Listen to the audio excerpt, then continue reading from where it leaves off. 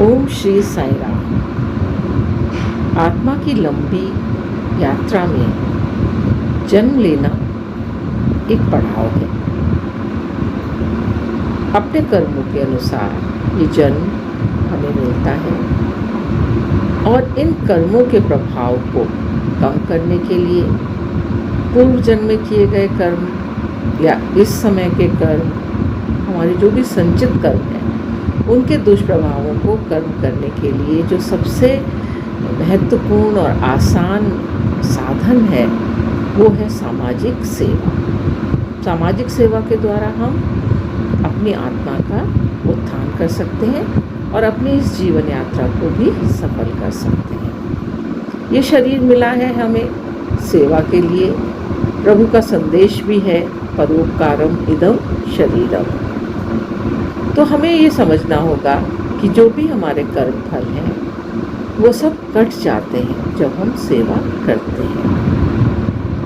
आध्यात्मिकता का हमारे जीवन में बहुत महत्व है, लेकिन आध्यात्मिकता बनने के लिए करें क्या? तो सबसे पहले जो उत्तर आता है वो क्या है? आध्यात्मिक बनना है तो सेवा करो। मानव सेवा, जो माधव सेवा होती है, सेवा के छोटे छोटे से कार्य होते हैं जो ईश्वर के प्रभु चरणों में हम अर्पित करते हैं। कोई बहुत बड़े बड़े कार्यों को करने की इतनी आवश्यकता नहीं है। एक आपके सामने एक दृष्टांत रख रही हूँ। एक बार की बात है, भगवान बाबा बेंगलोर में दर्शन के लिए जा रहे थे। तो जब वो निकले अपने दर्शन देने के लिए, तो हॉल में कारपेट पर विद्यार्थियों ने देखा कि वहाँ पर कुछ तिनके बिखरे हुए। विद्यार्थी के मन में आया भी कि लाओ इन तिनकों को साफ कर दो।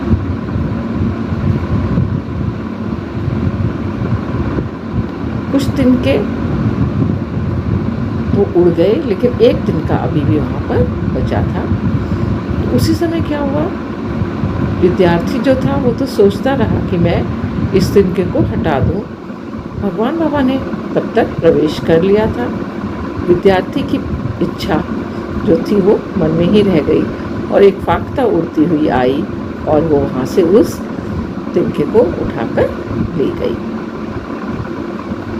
तो ये घटना हमें ये संदेश देती है कि सेवा के लिए सोचना नहीं चाहिए। जब भी अवसर मिले तो वो सेवा कर लेनी चाहिए, बल्कि सेवा को तो हमें हथियार ही लेना चाहिए। तो आध्यात्मिक बनना है तो क्या करें? सेवा करें।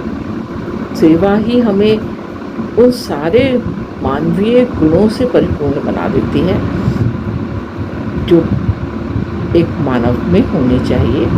सत्य, धर्म, शांति, प्रेम और अहिंसा।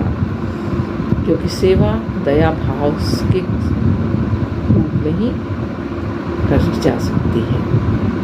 जब हमें दया का भाव होता है तभी हम सेवा करते हैं।